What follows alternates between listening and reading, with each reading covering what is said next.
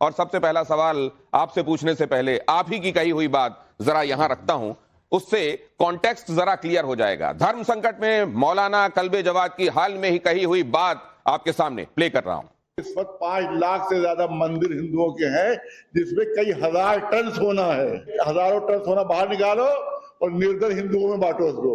अगर reserve bank में दे दें, ये मंदिरों के सोना रिजर्व बैंक में आ जाए तो अभी 90 रुपए का जो डॉलर है अभी 20 रुपए का हो जाएगा और हिंदुस्तान की इकोनॉमी बहुत मजबूत हो जाएगी। वक्त से मजबूत नहीं होगी, ये जो मंदिरों में सोना है इसको बांटो, इससे मजबूत होगी। उधर ध्यान क्यों नहीं दे रहे हो? वक्फ बोर्ड को लेकर बात चली थी। वक्फ बोर्ड के संदर्भ में जब बातें हो रही थी, उन्होंने कहा कि ये गवारा नहीं है वक्फ को लेकर जिस तरीके से जो अमेंडमेंट लाया जाने वाला है वो हमें स्वीकार नहीं। उन्होंने ये भी कहा कि जेपीसी एक तरीके का छलावा है और उसी कॉन्टेक्स्ट में बात कही गई कि अगर गरीबी दूर करने के लिए, समाज में जो पिछड़े हुए उनको मेन स्ट्रीम में लाने के लिए एक कवायद है जिसका एंड रिजल्ट वो है, तो फिर मंदिरों से भी सोना निकालो और निर्धन हिंदुओं में बांटो। ये महत्वपूर्ण बात उन्होंने कही। सर, जब वक्फ की बात हो रही है तो आप मंदिर की तरफ क्यों चले जा रहे हैं? बिस्मिल्लाहिर्रहमानिर्रहीम। पहले तो मैं कहूँ कि मुझे अच्छा नहीं लग रहा कि मैं बैठा हुआ हूँ और आप रात तक खड़े रहे। ये हमारी तहजीब ऐसा आप महसूस कर रहे हैं, ये आपकी दयानतदारी है और इसी से बाकी सब चीजें समाप्त हो जाती हैं। अब जरा विषय पर लौटें। विषय ये है कि कहा जा रहा है कि मोदी जी ने बयान दिया, अमित शाह जी ने बयान दिया और हमारे जो एक यूपी के एक मंत्री हैं वक्फ के, उन्होंने बयान दिया कि इससे हम गरीबों की मदद करेंगे। वक्फ पर कब्जा करके, बड़े इमाम बाड़े पर कब्जा करके, छोटे इमाम बाड़े पर कब्जा करके, इन तमाम बड़े बड़े जो इमाम बाड़े हमारे उन पर कब्जा करके हम गरीबों की मदद करेंगे। तो उनके दिल में, इसका मतलब है गरीबों की बड़ा दर्द है उनके दिल में और दर्द उनके दिल में उचक रहा है, गरीबों का दर्द। तो हमने कहा जब आप इन धार्मिक चीज़ों के ज़रिए से आप गरीबों की मदद करना चाहते हैं तो ये जो मंदिर है इस पर 5 लाख से ज़्यादा, उसमें हज़ारों टन सोना जो है एक हज़ार साल से है और उसके सबूत ये है कि अभी जो सोना चोरी हुआ एक मंदिर से वो 400 किलो सोना चोरी हो गया।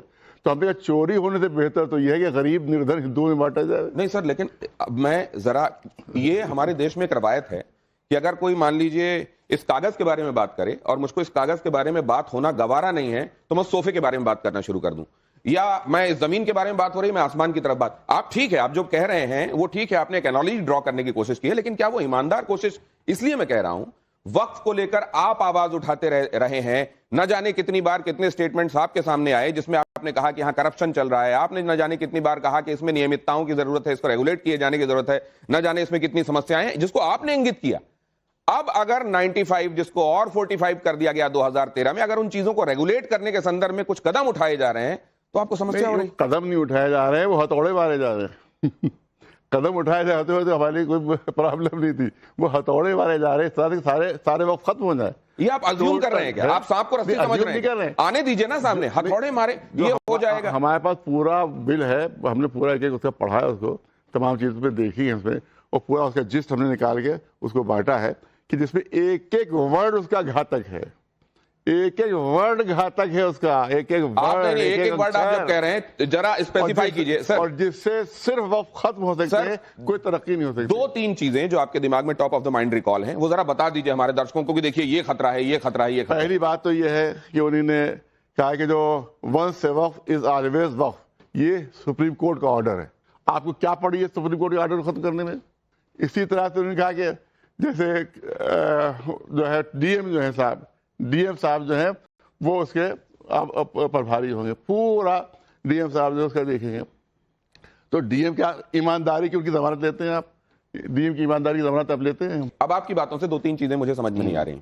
जैसे इसी 95 के एक्ट में जो क्लॉज 3 है जो ये कहता है कि ये अगर वक्फ कह दिया गया ये जमीन वक्फ की है तो वो चैलेंज ही नहीं हो सकती, वो वक्फ की है तो वक्फ की है। मतलब ये कि अगर मान लीजिए मेरी कहीं पर जमीन है और उसको लेकर दावा ये कर दिया गया कि ये वक्फ की जमीन है तो उसके बारे में फैसला वक्फ ट्रिब्यूनल लेगा। वक्फ का यही संदर्भ में किए गए काम के बारे में वक्फ ही फैसला लेगा और बताएगा सही किया गया कि नहीं किया गया, और उसमें मैं असहाय खड़ा देखता रहूंगा। अगर इन चीजों को सही करने की कोशिश की जा रही है तो मंदिरों से एनालॉजी ड्रॉ कर दी। सर, मंदिर तो जो हैं वो कई जगह आपने देखा, काशी विश्वनाथ मंदिर हो, उज्जैन महाकाल मंदिर हो, तिरुपति बालाजी मंदिर हो, इन सब जगहों पर ट्रांसपेरेंसी है, या अगर विवाद होता है तो अदालत जाने का रास्ता खुला हुआ है। यहां तो अदालत जाने का रास्ता भी नहीं है सर। नहीं, बिल्कुल है, गलत है, बिल्कुल आपको सही मालूमात नहीं है। आप वहां जो है, जो भी अगर किसी से भी कोई अगर हो शक कि वक्फ की प्रॉपर्टी नहीं है तो वो ट्रिब्यूनल जाएगा, ट्रिब्यूनल अगर राजी नहीं तो हाई कोर्ट जाएगा, हाई कोर्ट से राजी नहीं तो सुप्रीम कोर्ट जाएगा। ये आपको इन्फॉर्मेशन ये जो 95 में क्लॉज 3 कहता है कि इसको चैलेंज नहीं किया जा सकता, केवल ट्रिब्यूनल ही इसके बारे में फैसला करेगा, क्या ये मालूमात की कमी है? असल में यही लिखा गया है। अब जरा इसको लेकर आगे चलता हूं। सबसे पहले प्रोफेसर कपिल आपको लाना चाहता हूं। साहब 3-4 बातें उठती हैं। मेरा पहला सवाल तो आपसे यह है कि आपने सुप्रीम कोर्ट की बात की, आपने संविधान की बात की, और आपने ये कहा कि सुप्रीम कोर्ट तक ने निर्णय दे दिया कि वक्फ जिसको प्रॉपर्टी अपनी बता देता है वो वक्फ की हो गई, उसे कोई बदल नहीं सकता। अब मेरा एक बेसिक सवाल बताइए, जहां तक मैं समझता हूं वक्फ क्या है? वक्फ वो है जो अगर कोई मुस्लिम दान देना चाहता है या किसी के वारिस नहीं है, मृत्यु हो जाती है, तो उसकी प्रॉपर्टी, उसका पैसा, वो सब जो है वो मुस्लिम कौम की उसके लिए खर्च किया जाए, वो लाया जाए, ठीक है। लेकिन वक्फ को ये कहना कि ये जमीन भी मेरी है, ये जमीन भी मेरी है, ये जमीन भी मेरी है, ऐसा दुनिया में कहीं पे कानून नहीं है जो कानून हिंदुस्तान में बनाया गया है। एक मिनट मुझे कंप्लीट करने दीजिए, ठीक है। उसके बाद में वक्फ का जो पैसा है वो पैसा किस में लगना चाहिए? आपने हिंदू मंदिरों की तो बात कह दी, ठीक बात है कि इतना सोना वहां पड़ा है, मैं भी ये कहता हूं कि उस सोने को कंस्ट्रक्टिव इस्तेमाल करना चाहिए। लेकिन मुझे एक बात बताइए, क्या वक्फ की ये जमीनें और वो जो हैं ये माल बनाने के लिए हैं, ये बड़े नेताओं के लिए मकान बनाने के लिए हैं? आपने खुद देखा कि कैसे वक्फ की जमीनों को कब्रिस्तान तक को नहीं छोड़ा गया रामपुर के अंदर और वहां पे उसको लेकर के। और ये जो वक्फ का पैसा है ये कितने करोड़ों रुपए है? अगर इस करोड़ों रुपए को आप मुसलमानों में बांट दे तो आज बात होती है कि मुसलमानों में गरीबी चाहिए। महत्वपूर्ण ऑब्जर्वेशन खत्म हो जाएगी। जवाब ले लेते हैं मौलाना कलवे जवाब। आप कह रहे हैं कि वक्फ की जमीन को कह दिया जाता है फला वक्फ की जमीन, फला वक्फ की जमीन। आपको पूरा फॉर्मेट भी वक्फ का मालूम है कि वक्फ बोर्ड बनता कैसे? भाई साहब मैं तो इतना जानता हूं कि रातों रात जमीनें वक्फ को दे दी गई चुपचाप चुनाव से पहले। इस पर यूपी वक्फ बोर्ड के जितने मेंबर्स हैं सब गवर्नमेंट के जरिए बनाए हुए हैं। आप जो वक्फ में इरेगुलेशन को लेकर खुद आवाज उठाते रहे हैं, बात पूरी होने दीजिए। सब गवर्नमेंट के बनाए हुए हैं और कोई भी वहां का ऑर्डर बगैर सीईओ जो होता है, सीईओ चीफ एग्जीक्यूटिव अफसर, जो एक हाई लेवल फर्स्ट क्लास अफसर होता है गवर्नमेंट का, जिसको स्टेट गवर्नमेंट अपॉइंट करती है वहां के ऊपर रेगुलेट करने के लिए, अगर कोई बेईमानी हो रही है तो गवर्नमेंट का अफसर उसमें शामिल है। जी आप सही कह रहे हैं कि तुष्टीकरण की नीति के अंदर 14 के इलेक्शन से पहले रातों रात कैसे वक्फ को जमीनें दे दी गई थी सरकारों की तरफ से। दूसरी चीज यह है कि जब वो अफसर बेईमान है तो अब कैसे मान ले कि डीएम में बानी नहीं करेगा। सर मुझे तो ये लगता है नहीं। प्रोफेसर कपिल महत्वपूर्ण बात यह है कि सुप्रीम कोर्ट से जब राम मंदिर का फैसला आता है तो बहुत सारे लोगों ने ये कहा कि नहीं supreme court is supreme but is not Infallible, हम इसको भी नहीं मानते। अब अगर वहां पर मान लीजिए कलेक्टर, जो कि हमारे देश में जो व्यवस्था हमने अंगीकार की है, संविधान, कॉन्स्टिट्यूट असेंबली, उसके लागू होने के बाद संविधान जो हमने अंगीकार किया 50 में, उसके हिसाब से यही व्यवस्थाएं हमने पूरे देश के तौर पर अपने अंगीकार की ना। अब उस व्यवस्था पर हम जहां सूट करता है सवाल नहीं उठाते, जहां सूट नहीं करता वहां व्यवस्था की तरफ उंगली उठाते हैं, फिर कहते हैं संविधान जिंदाबाद। क्या यही बात है? जरा ये भी देखिए, एक बात मैं यहां आपके सामने रखने वाला हूं। धर्म संकट में यह सवाल, आपने पहले वक्फ बोर्ड की खिलाफत की, आपने बहुत उसकी क्रिटिसिज्म किया है, आपने बहुत उसकी आलोचनाएं की है वक्फ बोर्ड की खुद, और अब वक्फ बिल को सांप का बिल भी आपने कह दिया है। पहले सही कहा था आपने जो कह रहे थे, या अब सही कह रहे हैं आप? देखिए, किसी चीज, किसी भी डिपार्टमेंट में अगर कोई बेईमानी हो तो वो डिपार्टमेंट खत्म नहीं कर दिया जाता। तो आप तो कलेक्टर के संदर्भ में यही कह रहे हैं सर, आप तो कलेक्टर के संदर्भ में यही कह रहे हैं कि कोई एक बेईमान हो तो कलेक्टर पूरे कलेक्टर की नियत पे सवाल है। कितनी बेईमानी आप वो तो वक्फ बोर्ड से लेकर पूरी अथॉरिटी डीएम को दे रहे हैं। हम ये कह रहे हैं कि आप किसी जगह अगर बेईमानी हो रही, जस्टिस कार्जोनी ने कहा कि कोर्ट में बड़ी बेईमानियां हो रही हैं, बगैर रिश्वत के कोई काम नहीं होता कोर्ट में, पूरी अदालतें खत्म कर दीजिए। आपने जब ये कहा था कि 1 इंच भी जमीन वक्फ की नहीं है, एक भी इंच जमीन, वो स्टेटमेंट में आपके सामने रख देता हूं। हमने ये कहा था, आपने सुना नहीं सही, हमने कहा था अगर मंदिर की 1 इंच जमीन भी साबित कर दी जाए कि वक्फ में शामिल की गई है तो अपने पूरा मूवमेंट हम वापस ले लेंगे। अगर 1 इंच जमीन भी साबित कर दी जाए कि नाजायज तरीके पर मंदिर की जमीन ले ली गई, जबकि उल्टा है। मौलाना साहब, सैकड़ों मंदिर बने हुए हैं तो हमारी वक्फ की जमीन, सैकड़ों मंदिर हम दिखा देंगे आपको, चलिए हम आपको दिखाते हैं। जमीन हो कैसे गई आपकी? उस जमीन को आप ऊंट में लाद के लाए थे अरब से क्या, या घोड़ों पे लाद के लाए थे अरब से? हिंदुस्तान की जमीनें थी सारी की सारी, जिन्हें कब्जा करके आपने हिंदुस्तान के ऊपर अपनी जमीनें बना दिया उनको। उससे पहले किसकी थी वो जमीनें, मुझे बताइए। वक्फ कहां से हो गई वो जमीनें? कोई जवाब दे मुझे इस बात का। ये मुसलमानों ने अपनी जमीनों को अपनी जमीनें, अरे अपनी मुसलमानों की कहां से हो गई? मुसलमान तो आए थे 8वीं शताब्दी के बाद। इसमें मंदिर की बात हो रही है तो मैं स्वामी जी आपसे पूछ लेना चाहता हूँ, क्या वक्फ की जमीनों पर न जाने कितनी जगहों की जमीनों पर कब्जा किया है? प्रोफेसर कपिल, आप खुद ही हिंदुस्तानी नहीं है। क्या जमीनों पर वक्फ की कब्जा करके चुन चुनकर मंदिर बनाए गए? साहब इतिहासकार हूं मैं, एक सेकंड, बच्चा नहीं हूं। कोटि कालान लावासम चतुर्भुजम त्रिलोचनम शमशानष्टक मध्यस्थम मुंडाष्टक विभूषितम। दिनेश जी, आपने अभी जो कहा कि क्या वक्फ की जमीनों पर मंदिर बनाए गए हैं, न जाने कितनी जगहों पर, कह रहे हैं मौलाना साहब। देखिए, पहली बात तो भारत में, ये पूरा जो भारत है ये भारतीयों का है, और ये जो वक्फ बोर्ड बनाया गया, ये वक्फ बोर्ड जो जितनी भी जमीनें हैं भारत में, ये सारी जमीनें भारत की थी। ये वक्फ बोर्ड तो बाद में बनाया गया। आप इतिहास देखिए, आप जो है वक्फ बोर्ड का और इन मस्जिदों का कितने वर्षों से हैं। हमारे जो सनातनी परंपरा रही, सनातनी पूर्वज रहे, वो कितने वर्षों से हैं। भारतीय जमीन के ऊपर वक्फ बोर्ड वालों ने बनाया है या वक्फ बोर्ड और मंदिरों ने बनाया है? आप ये देखिए। मैं तो ये कहता हूं कि वक्फ बोर्ड वालों ने हमारे मंदिरों की जगहों पर अपने स्थान बनाए हैं। हमारी जमीनों पर कब्जा किया गया। वक्फ बोर्ड का मतलब ही क्या है कि कब्जा करना, जमीनों पर कब्जा करना। सर, हम तो ये भी सुन रहे हैं कि ईडन गार्डन जो है वो वक्फ की जमीन के तहत आता है, जो स्टेडियम है। हमने ये भी सुन लिया कि एंटीलिया जो अंबानी का घर है जहां पर, वो भी वक्फ के तहत आता है। पार्लियामेंट भी वक्फ के तहत आता है। तो राष्ट्रपति भवन से लेके, पार्लियामेंट से लेके, ईडन गार्डन से लेके एंटीलिया तक सब वक्फ की जमीनों पर है। सर देखिए, ये तो आपको रिकॉर्ड देखना होगा। आप देखिए रेवेन्यू रिकॉर्ड में क्या है। जवाब देने दीजिए, जवाब देने दीजिए, उसके बाद में आप बताइए कौन सा रिकॉर्ड। प्रोफेसर कपिल, एक सेकंड, तीसरे से बात सही नहीं होती है। वो कह रहे हैं रिकॉर्ड किसका देखें?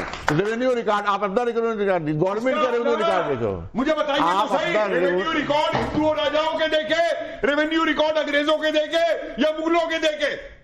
कौन से रेवेन्यू रिकॉर्ड की आप बात कर रहे हैं? रेवेन्यू रिकॉर्ड जो है वो देखिए, आपकी अदालतों में जो रिकॉर्ड है। अरे अदालतों में नहीं, मैं तो सवाल पूछ रहा हूं ना। आपके मुगल काल के रिकॉर्ड से पहले, उससे पहले कोई रिकॉर्ड ही नहीं थे।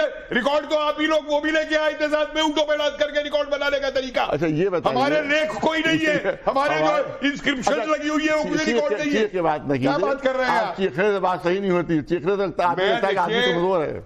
चीखने वाला जो अपनी बात को आराम से कहिए प्रोफेसर कपिल, एक सेकंड। लेकिन मैं अब इसको आगे लेकर जा रहा हूं। क्या वाला आदमी कमजोर है? ये साहब, मेरे हाथ भी बहुत मजबूत है। एक सेकंड सर,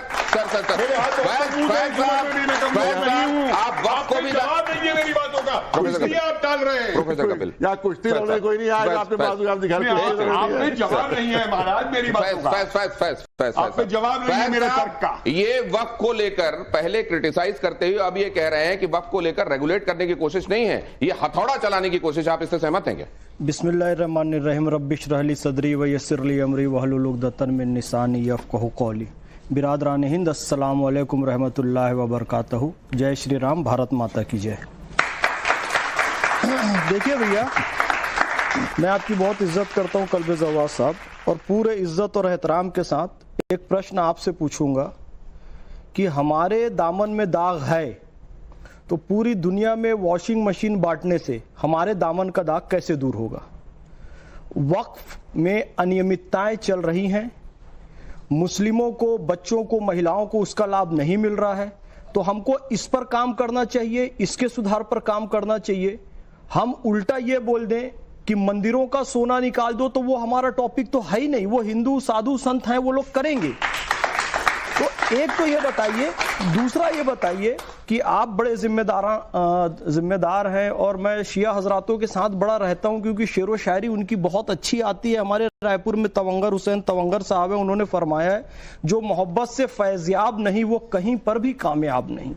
इन्होंने ये बहुत अच्छी बात कही। लेकिन आप जैसे जिम्मेदार इंसान यदि ये कहें कि बड़ा इमाम बाड़ा, छोटा इमाम बाड़ा, मस्जिदें, कब्रस्तान, ये सब कब्जा कर लिया जाएगा, तोड़ दिया जाएगा, तो इससे मुसलमानों पे क्या मैसेज जाएगा? जबकि हमने पूरी एक 150 पेज की पुस्तक लिखी है, Waqf bill 2024 respect to Islam and gift for Muslim, एक नई पहल। और 150 पेज की पुस्तक में यह बताया कि कहीं भी किसी कब्रस्तान को या मस्जिद को डिमोलिश नहीं किया जाएगा, ना ही वक्फ को खत्म किया जाएगा, बल्कि उसे रेगुलेट किया जाएगा कि सही तरीके से वो संचालित हो।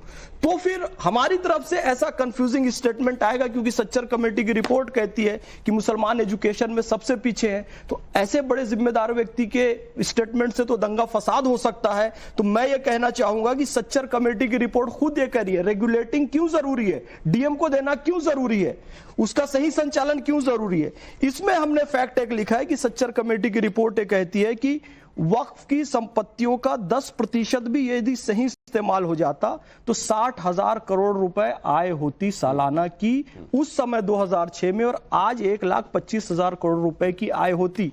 तो क्यों नहीं गवर्नमेंट इसे रेगुलेट सही तरीके से कर रही है, तो हम उसका फायदा उठाएं। सर देखिए, बात यह है कि हमें क्या बेईमानी तो कोई ऐसा डिपार्टमेंट नहीं है कि जहां बेईमानी न हो रही। कोई ऐसा डिपार्टमेंट ना बताइए जहां बेईमानी नहीं हो रही। यहां तक कि मैं यहां पर कह रहा हूं तक पूरी दुनिया में आवाज जा रही है। तो आप कह रहे हैं कि जहां भी सुधार कहीं नहीं होना चाहिए, क्योंकि सब जगह बेईमानी हो रही है। रिजिज्यू जो है, जो उनका जो डिपार्टमेंट है, वहां हाजियों से रिश्वत दी जा रही है। मौलाना कल्बे जवाद, अगर आपके पास किसी बेईमानी के सबूत हैं तो आपके पास सिस्टम है, आप जाएं, आप अपनी बात कहें। बेईमानी के सबूत पर यहीं पर दूंगा बेईमानी का सबूत, और आप लोगों को सबको तौबा करना होगी सबूत के बाद। मौलाना कल्बे जवाद कह रहे हैं कि मैं यहीं स्टूडियो में धर्म संकट के शो के दौरान आपके सामने सबूत रखने वाला हूं। रखिए सबूत। डीएम के अंडर में हुसैनाबाद ट्रस्ट है, लखनऊ का सबसे बड़ा ट्रस्ट डीएम के अंडर में है। डीएम के अंडर में सबसे ज्यादा भ्रष्टाचार उसी में है, सबसे ज्यादा बेईमानी उसी में है। 18 करोड़ रुपए, 18 करोड़, चुपके रहिएगा, 18 करोड़ रुपए सालाने की आमदनी है इस वक्त की। आपने इसको लेकर कहां शिकायत की है? खर्च नहीं होता। और आप इसको लेकर गए? सुनो, वहां की जो घंटा घर है वहां पर, उसमें जो घड़ी है वही है जो बिग बेन में है, लंदन में। वो घड़ी डीएम साहब के अंडर में फरोख्त हुई, बिकी, करोड़ों में नकली घड़ी लगाई गई है डीएम के अंडर में। डीएम के अंडर आपने इसको लेकर थाने, अदालत कहीं का रुख किया? में क्यों नहीं गए? योगी साहब को लेटर लिखे, हमने लेटर लिखे, उस पर जांच कीजिए। एक बार नहीं 50 मरतबा लिखा, नहीं जांच हुई कोई। तो आप आप हुसैनाबाद की जगह को, आप उसकी घटना को जनरलाइज कर रहे हैं। आप कह रहे हैं पूरे कुएं में भांग घुली हुई है, क्योंकि वहां एक बेईमानी के सबूत मौजूद है। आप कह रहे सबूत दीजिए, सबूत दे रहे हैं। आप कह रहे सबूत दीजिए, और वो जो सवाल पूछा जा रहा है वो ये कि वहां कितने मेंबर जो हैं, कितने मुसलमान हैं? डीएम के अंडर बेईमानी हो रही है। डीएम के अंदर 7 मेंबर कितने हैं मुसलमान, ये तो बता दीजिए। डीएम है अकेला। छोड़िए साहब, अकेला आदमी क्या बात करते हैं आप मौलाना साहब?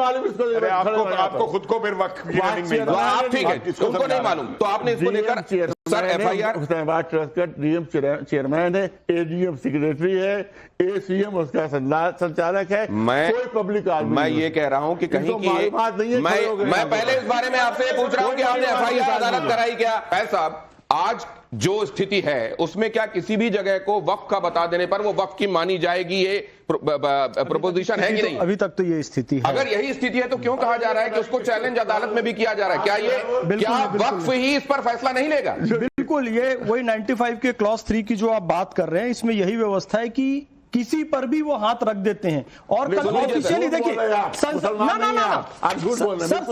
में स्टेटमेंट, संसद में सर्टिफिकेट मिला है कि आप मुसलमान नहीं हैं। अरे देखिए, कपिल साहब झूठ बोल रहा है।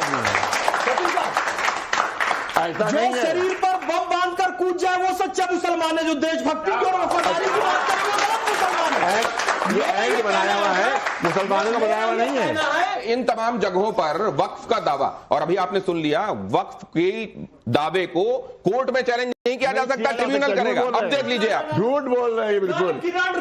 तो अब मतलब ये स्थिति है कि किसी भी जगह जाके वक्फ दावा कर दे, उसके बाद उस आदमी का ओनर्स की वो साबित करता घूमे कि नहीं नहीं भाई साहब ये मेरी ही जमीन है, ये वक्फ की नहीं है, और वो अपना जो अपने रोटी कमाने का टाइम है वो ये साबित करने में लगा है कि साहब ये जमीन मेरी है। अब मैं लेकिन अगली चीज पर जाना चाहता हूं, आप ऑडियंस के पास आ रहा हूं, अपना सवाल रेडी रखिए। किसके पास पहले, बहुत जल्दी से बोलिए बोलिए। जैसा कि सर ने बोला कि डीएम भी चोर है, कोर्ट जाते हैं वहां पे भी सब लोग चोर हैं, तो अल्लाह ताला ने सिर्फ इन्हीं पाक भेजा है क्या इस धरती के ऊपर? मौलाना जी, आप डीएम साहब के भ्रष्टाचार से डर रहे हैं, और ये जो आप 10-10, 12-12 बच्चे पैदा कर रहे हो, ये कोई भ्रष्टाचार नहीं है देश के साथ में? तो बच्चे यहाँ कहाँ से आगे भैया? अब जब बच्चे कहाँ से आगे वही बात जो पहले आपने स्टार्ट की थी कि बात कागज की करो, आप सोफे पे जाते हो।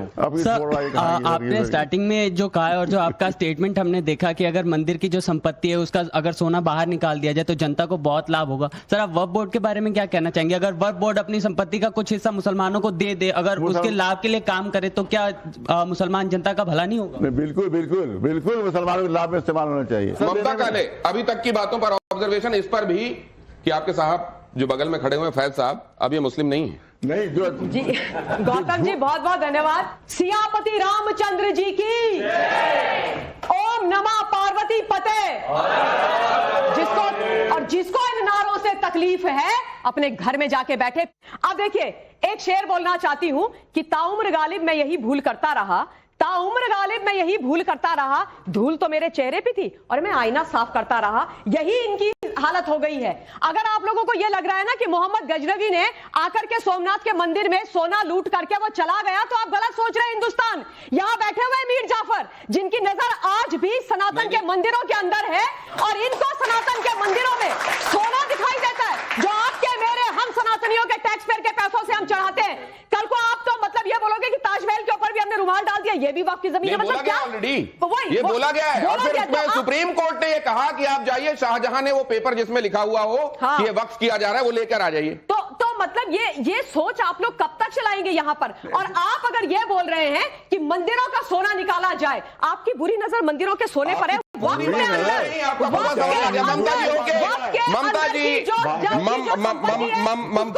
ममता जी करबट जो इलीगल तरीके से अभी देखिए, एक सेकंड ममता जी सुनिए मेरी बात। देखिए, एक मंदिरों के बारे में मैं आपको बता दूं जल्दी से, मैं मंदिरों के बारे में पढ़ दूं क्या? वहां रेगुलेशंस क्या क्या हैं, कैसे ट्रांसपेरेंट हैं, कैसे विवाद होने की स्थिति में वो अदालत भी जा सकते हैं। 2-4 में हो सकता है, सब में नहीं है। वो 400 किलो सोना चोरी कैसे हुआ? अरे 400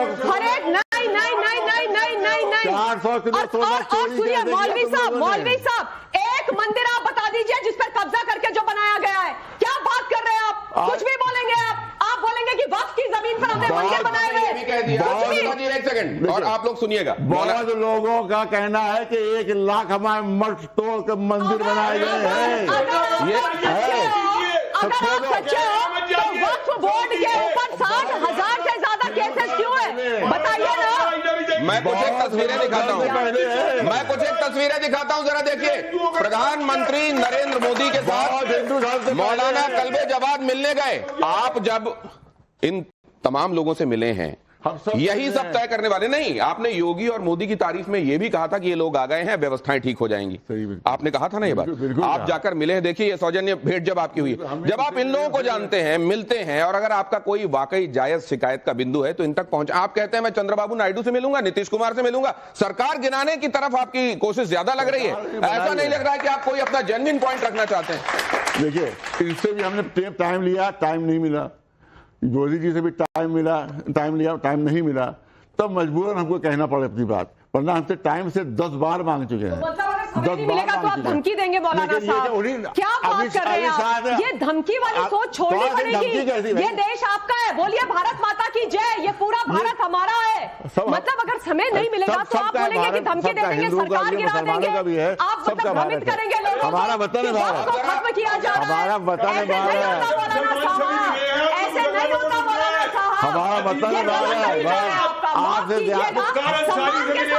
हमारे आजम खान से मिले आप, हदीस उनसे भी मिल लीजिए, जाकर मौलाना साहब आजम खान से भी मिल लीजिए, मुख्तार अंसारी से भी मिल लेते। जरा ये देखिए अतीक से भी मिल प्रोफेसर लेते। कपिल, एक सेकंड फैज जो साहब, मुसलमानों और की आपकी जमीनें तवज्जो इधर लूट चाहूंगा। लेते। कुछ एक चीजें यहां रख रहा हूं, जरा इस पर ऑब्जर्वेशन बहुत जरूरी है। इस पर जरा देखिए, धर्म संकट में बहुत जल्दी से इससे जुड़ा हुआ ये सवाल आपके सामने। वक्फ बिल पास हुआ तो क्या करेंगे, क्योंकि ये AIM-PLB की तरफ से भी हमने सुन लिया, कई जो तंजीमें हैं वो ये कह रही हैं कि हम कुछ बहुत बड़ा कर देंगे, जैसे शाहीन बाग जैसा आंदोलन करने की बात भी की जा रही है, देश की सड़कें ठप कर देंगे, कानून बना तो मान लेंगे, इसमें एक विकल्प है, और कोई प्रतिक्रिया नहीं, ये भी आपके पास एक चॉइस, इसमें से क्या करेंगे, ये तमाम चीजें। देखिए, जो नाइंसाफी होगी, ये जरूरी नहीं कि हर हुकूमत का कानून जो हो इंसाफ के मुताबिक हो। जैसे जहाँ पर नाइंसाफी होगी उसको हम पीसफुल, जो हमारे कॉन्स्टिट्यूशन ने हमको इजाजत दी है उसके खिलाफ हम प्रदर्शन करने की हमें इजाजत है। की बात कर रहे हैं। हाँ, हमें इजाजत है, हमें इजाजत है। माइनॉरिटी कमिटी से पूरे देश के अंदर रिप्रेजेंटेशन लिया गया है, हर एक से बात की गई है, बकायदा आयोग बने। नहीं मौलाना साहब, आप झूठ बोल रहे हैं, माफ कीजिए, आप झूठ बोल रहे हैं, नहीं आप झूठ बोल रहे हैं। हर एक से बकायदा रिप्रेजेंटेशन लिया गया है, सबके पॉइंट्स आए। ये बहुत महत्वपूर्ण बात है ममता जी, प्रोफेसर साहब ने महत्वपूर्ण बात अंडरलाइन की है। क्या मौलाना साहब आपको तकलीफ ये है कि आप जिन लोगों से मिलते रहे उनसे आपको टाइम नहीं मिल रहा है, आपको इस मामले में कंसल्ट नहीं किया गया, क्या ये तकलीफ है? नहीं, किसी से कंसल्ट नहीं किया गया, किसी भी धार्मिक लोगों से कंसल्ट नहीं किया गया। मुसलमानों को सिर्फ चैनी चापा से दो चार यहाँ मौजूद है, वैसे चैनी चापा बात अगला सवाल रखिए, धर्म संकट में जरा जल्दी से मामले में यहाँ चैनी चापा है, वैसे चैनी चापा से बात की गई है। आपको आपके विचारधारा को समझने में और मदद मिलेगी, जरा अगर इस पर आप अपनी राय साफ करेंगे। संभल मामले में कोर्ट के पक्ष पर आपकी राय क्या है? सही हो रहा है, हिंदू पक्ष को ग्राउंड मिल रहा है, मुस्लिम पक्ष के साथ पक्षपात हो रहा है? देखिए, हमारा बाबरी मस्जिद का अहम मामला था, मैंने बयान दिया, सारे मुसलमानों ने बयान दिया कि जो सुप्रीम कोर्ट का फैसला हम मानेंगे। हिंदू भाइयों ने कहा हम नहीं मानेंगे, हिंदू भाइयों ने कहा नहीं मानेंगे, मुसलमानों ने कहा मानेंगे। आप बताएं, हमारे आस्था के खिलाफ ओवैसी जब ये कहते हैं कि बाबरी मस्जिद थी, बाबरी मस्जिद है और बाबरी मस्जिद रहेगी, क्या मानते हैं आप? बताइए, आपको संभल का इतिहास पता है? संभल का आपको इतिहास पता है? संभल में कितने मंदिर थे आपको ये पता है? ममता जी, संभल में किस प्रकार ममता जी आपसे सवाल है, ममता जी सवाल आपसे, ममता जी सवाल आपसे, ममता जी सवाल आपसे, ममता जी सवाल आपसे है कि सुप्रीम कोर्ट के फैसले को हम मान लेंगे अगर, तो असदुद्दीन ओवैसी के स्टेटमेंट को आप क्या मानते हैं कि बाबरी थी, है और रहेगी? तो फिर ये प्रश्न आप इनसे पूछिए ना, क्या ये मैं उनके वही साथ कह रहा हूं खड़े ना हैं कि क्या मुसलमानों ने ये कहा था कि जो सुप्रीम कोर्ट से फैसला आएगा वो मानेंगे? तो कॉन्स्टिट्यूशन वहां पर जहां पर सूट कर रहा है वो कॉन्स्टिट्यूशन, जहां सूट नहीं कर रहा है ना तो सुप्रीम कोर्ट ना डीएम, वो कोई सब कोई खारिज, वहां पर कुछ नहीं, वहां पर हम डीएम को बना दो, डीएम को बना दो, कॉन्स्टिट्यूशन में अकलियतों का उनका राइट दिया जाएगा, अधिकार दिया जाएगा, मुस्लिम पर्सनल का संरक्षण होगा, ये कॉन्स्टिट्यूशन, ये नहीं डीएम को दे दो। और ये कहा था, हिंदू पक्ष ने कहा था हम सुप्रीम कोर्ट अगर अगेंस्ट आए तो हम नहीं मानेंगे, सुप्रीम कोर्ट मुसलमानों का तो मानेंगे। हम पावर में आए तो फिर से मस्जिद बना लेंगे, आज भी दे रहे हैं, आज भी दे रहे हैं। और ये बताया कि राहुल गांधी किसी समय कह रहे थे कि हम इसको लेकर फैसला लेंगे, कौन कह रहा है? ये आप बताइए कि सुप्रीम कोर्ट के लिए कहा था, नहीं कहा था हिंदू पक्ष में? उसी में बोल रहा हूं। आप संभव उड़ा रहे हैं, बताओ। सुनिए मेरी बात, अगर हिंदुओं ने ये कहा होता ना कि हम सुप्रीम कोर्ट में नहीं मानेंगे, तो जिस दिन ढांचा गिरा था अगले दिन से हिंदू मंदिर बनाना शुरू कर देते वहां, मंदिर बन गया वहां, समझ गए आप? अरे आप तो ये हिंदुओं की सहिष्णुता है जिसका आप लोग दादा इस फायदा पूजा हो रही थी। संकट में अगला सवाल जल्दी रखिए, मौलाना साहब के मालूमात है, मौलाना साहब ये हुक्मरानों कहा से लाया, हाकिमों और हुक्मरानों की टीवी पर आया लाइव के मंदिर वहां पूजा हो रही है। अब जरा इसको देख लीजिए, लाइव आया चला था, दूरदर्शन पर लाइव चला था, वहां पूजा हो रही है। मौलाना साहब इसको देखिए, मौलाना भी नहीं कहा, आप लोग भी देखिए प्रोफेसर साहब, हम लोगों ने दुनिया को सर्वधर्म सद्भाव दिया, वासुदेव कुटुंबकम दिया, और आपने दुनिया को दी तलवार और हमको काफिर का। कुछ मालूम नहीं है, ये खड़ा हो गया यहाँ। अच्छा एक मालूम है सर, उससे आगे बढ़ते हैं। ये देखिए आपके हिसाब से सबसे बेहतर, समझ गए, मदरसे का बड़ा हुआ नहीं हूं मैं, मेरे लिए दुनिया चलती नहीं है।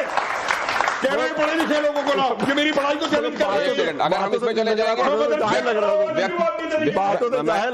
मैं आपसे ये दरखास्त करता हूं कि पर्सनल टिप्पणियां ना करें। कि आपके हिसाब से बेहतर नेता कौन है जो सबको साथ लेकर चले?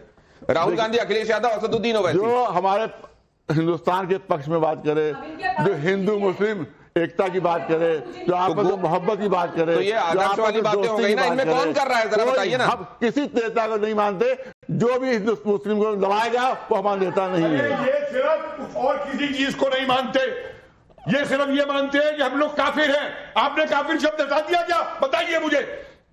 जो नॉन मुस्लिम है उसको आज भी काफिर क्यों बोलते हैं? नीग्रो शब्द हटा दिया गया, मानी बताइए, आपने काफिर शब्द हटाया क्या? अरे ये मौलाना है, मौलाना के नाम पे आए यहाँ पर, हम तो नहीं मान रहे कि मौलाना ये काफिर के मानी आप आदमी बताइए क्या है? देश में जो भी हुक्मरान सदा सहता सौहार्द को बढ़ावा दे, सबको साथ में लेकर चले, वैसा व्यक्ति इनको चाहिए अगर, तो यहां मोदी योगी का एक रहेंगे सेफ रहेंगे का मंत्र, इसको आप कैसा मानते हैं? हिंदू एकता की पहल है ये, चुनावों में जीत की गारंटी है, ध्रुवीकरण की टेक्निक? जब मोदी जी का ये था नारा कि सबका साथ सबका विकास, हमने मोदी जी का भरपूर साथ दिया, योगी जी का भरपूर साथ दिया, सबका साथ सबका। ये नारा हटा कब? ये हटा कब आपकी जानकारी में? ये आज नहीं है नारा, आज नहीं है। अब पिछले इलेक्शन में हिंदू मुस्लिम की बात शुरू कर दी इन्होंने। अब ये कह रहे हैं सब जो है वो मंदिरों को जो है बोर्ड को जो है सर हटा के और सब कब्जे किए लेबनान हिजबुल्लाह के बारे में भी अपनी राय रखते हैं, तो जरा मैं सीरिया के संदर्भ में भी कुछ जानना चाहता हूँ। लेकिन मैं सिर्फ ये बोलना चाहती हूँ, देश को बताना चाहती हूँ, मौलाना साहब आप वक्त के नाम पर जरा सीरिया के बारे में उसमें संशोधन हो रहा है, आप ऐसा मत बोलिए। संशोधन नहीं हो रहा है, खत्म किया जा रहा है, खत्म किया जा रहा है। ममता जी ईश्वर से शांति धारण कीजिए और जरा ये सवाल देखिए, बहुत जल्दी से सवाल देखिए, उसके बाद सीरिया पर भी राय लेनी बहुत जरूरी है। धर्म संकट में जल्दी से अगला प्ले कीजिए। धोखा ये। और आप लोग जो पूरे देश को कब्जा रहे हो वक्फ बोर्ड के नाम पर, वो बहुत अच्छा है, वो बहुत अच्छा है। ममता जी आप लोग गलत आप तो बात सुना कीजिए। आप हमारी शोभा यात्रा के ऊपर, आप हमारी ममता जी ममता जी ममता जी ममता जी ममता जी ममता जी ममता जी ममता जी ममता जी ममता जी ममता जी ममता जी ममता जी ममता जी ममता जी ममता जी ऐसे हाईजैक मत कीजिए ममता जी, हाईजैक मत कीजिए। एक सेकंड, इस तस्वीर को देखकर आपके मन में क्या आता है? पूरा जुमला नहीं कह रहे थे कि ममता जी भाषण दो भाषण दो भाषण। ये देखिए जरा, इस तस्वीर को देखकर आपके मन में क्या आता है, जरा देखिए। हमेशा आतंकवाद के खिलाफ इन्हें लड़ाई लड़ी है, कभी आज तक बताइए मैं अपना मजहब छोड़ दूंगा, अभी मजहब, अभी हम मजहब छोड़ देंगे अगर एक बताइए, एक भी किसी शहरी को। सीरिया में क्या हो रहा है सर? शहरी में हमारा सीरिया में क्या हो रहा है? सीरिया में उधर आपस की लड़ाई है, आपस की लड़ाई है, दो गुट लोगों का कत्लो गारत हो रहा है, वहां शिया मारे जा रहे हैं, अलावी मारे जा रहे हैं, और आप कह रहे हैं आपस, मतलब मुसलमान को मारे तो आपस का मामला है, और अगर गलत पर इजराइल उंगली उठाए और कहे इसको सही करो तो वो इजराइल की गलती है। सर ये क्या आपका स्टैंडर्ड है? हाँ, इजराइल के हमायती कैसे बन गए भैया? उसके जैसे 40,000 आप ये कैसे कह रहे हैं कि सीरिया में जो हो रहा है वो आपस का मामला है? नहीं, हम कह रहे हैं कि उसमें हम कैसे वहां दखल जाके दे सकते, रोक सकते हैं भैया, लेकिन जो गलत हो रहा है आपस। सुनिए, नसरल्लाह बांग्लादेश के कट्टरपंथी मौलानाओं ने कहा कि हम गजवा हिंद करके बंगाल, बिहार, उत्तर प्रदेश ले लेंगे। अगर ये असली भारत के उत्तर प्रदेश के निवासी हैं तो जवाब देते उन बांग्लादेश के मुल्लाओं को कि आओ मैं देखता हूं कैसे तुम्हारी हिम्मत है, तुम उत्तर प्रदेश को ले लोगे। हमारी डिमांड ये है, बांग्लादेश को भी हिंदुस्तान में शामिल करो, पाकिस्तान को भी हिंदुस्तान में शामिल करो। पहले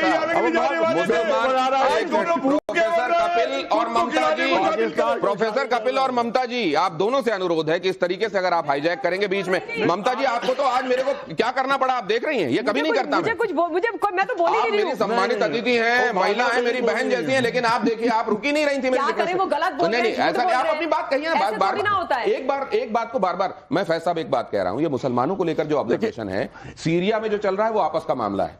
ये साहब जो पहले इसके थे वो सबसे बड़े राष्ट्रभक्त हैं। इस तरह की जो बातें हैं ये क्या जहनियत है? देखिए, मैं बहुत सारे शिया स्कॉलर्स के साथ बैठता हूँ और बड़ी खुशी होती है, और आज मुझे बड़ी निराशा हुई है कि सीधे सीधे इस मंच पर किसी आतंकवादी का समर्थन किया जा रहा है, उसने इंसानियत का कत्ल नहीं किया ये कहा जा रहा है। देखिए, और उन्होंने ये खुद कहा कि मैं इस्लाम से छोड़ दूंगा, ये कह रहे हैं अपना धर्म छोड़ देंगे अगर ये साबित कर दोगे किसी बेगुनाह को मारा और इस्लाम की हिमायत कर रहा हूं, जिससे 1 लाख बच्चों को मार दिया पैराशूट से, इससे बड़ी बेगैरती तुम्हारी और क्या होती है? बेतहाशा गोलियां मारते हैं, उन सबको खत्म कर देते हैं। इससे बड़ी बेगैरती क्या हो सकती है? इससे 1 लाख औरतों बच्चों को मारा। दुनिया में शिया और सुन्नी के नाम पर 1 लाख औरतों बच्चों को मारा हो, उसकी हिमायत करो। ये ईरान में भी हुआ और ईरान में भी हुआ, 1 लाख औरतों बच्चों पाकिस्तान में हो रहा है। की आप हीरो कैसे बता सकते हैं सर? उसकी हिमायत कर रहा हूँ, और रसूलुल्लाह जैसे एक भी किसी औरत के बच्चे के लिए किसी बेगुनाह को नहीं मारा, वो है समर्थन नहीं करना चाहिए। आप तो ईमान से खाली इसका मतलब है कि भारत माता की इसका मतलब है कि हसन नसरल्ला आप आतंकवाद का समर्थन मौलाना साहब के निगाह में हीरो है। कहता हूँ और कहता रहूंगा, सुनिए हजरत, आतंकवादी जिसको हसन नसरल्ला मौलाना जी की निगाह में हीरो है, और सीरिया में जो मुसलमान को मार रहा है उनकी निगाह में वापस का मामला है। आगे एक सवाल रख रहा हूं मैं धर्म संकट में। आपने पूरी बात नहीं सुनी, मैंने कहा बिल्कुल गलत है, आपने पूरी बात सुनी नहीं, आप अधूरा लेके हो गए। आपने कहा, मैं रिकॉर्डिंग आप देख लीजिएगा, आप रिकॉर्डिंग देखिएगा, आपने कहा ये उनके जो सीरिया में चल रहा है वापस का मामला है। ये भी है वो रुकना चाहिए, कहीं भी खून खराबा नहीं होना चाहिए। मुसलमान किसी और को मारे, मुसलमान को मारे। इसको देखिए ना, हिजाब विरोध के कारण ईरान में मारी गई महसा अमीनी, हिजाब विरोध की वजह से ईरान में मारी गई महसा अमीनी, इस पर आप क्या कहते हैं? मारी गई है, ये आपका फतवा है, ये आपका फतवा है कि मारी गई हो, उनको अरेस्ट किया, फतवा वगैरह हमारा काम नहीं है। डेथ हुई, क्या हुआ फतवा हमारा काम नहीं है, आप जानते हैं। आपको फतवा नहीं, कोई फतवा नहीं, पूरी दुनिया का, पूरी दुनिया में ये स्थापित सत्य है। ये मेरी बहन बेटियां यहाँ जीन्स टी शर्ट पहन के बैठी है, फांसी पे चढ़ा देंगे इनको। और उस लड़की ने आपने एक बात और देखी होगी, टी शर्ट पहन लिया, फांसी पे चढ़ा देंगे उसको। अरे आपको वजीर बना दिया जाएगा, मतलब एकदम आदमी में ले जाना किसी की मौत के बारे में सवाल हो रहा है और उस समय आपके चेहरे पे मुस्कुराहट अच्छी नहीं लग रही। एक चीज देखिए, एक मंदिरों के सिलसिले जो हमारे पास इजराइल के मंदिरों के ऊपर गलत नजर है। अभी एक बयान मैंने आप ही किया टाइम्स नाउ में, एक कोई थे स्वामी जैसे, आप ही जैसे कोई स्वामी थे, वो बोल रहे थे कि ये मंदिर में जो है वो भगवान की प्रॉपर्टी है, सोना सब सोना भगवान की प्रॉपर्टी है, लोगों ने दान दिया है, दान दिया है। ऐसा अमीनी पे बात हो रही है, आप मंदिर के सोने पे आ गए। नहीं सुनिए, सुन लीजिए, अब हम उसी आपकी जवाब दे रहे हैं, आपका भगवान की प्रॉपर्टी नहीं, मंदिर पर बाद में जाइएगा, पहले आप हिजाब पे जवाब दीजिए। अल्लाह की प्रॉपर्टी है, स्वामी जी लोगों की बात कर रहे हैं, ये वक्त अल्लाह की प्रॉपर्टी है, स्वामी जी अल्लाह की प्रॉपर्टी है। स्वामी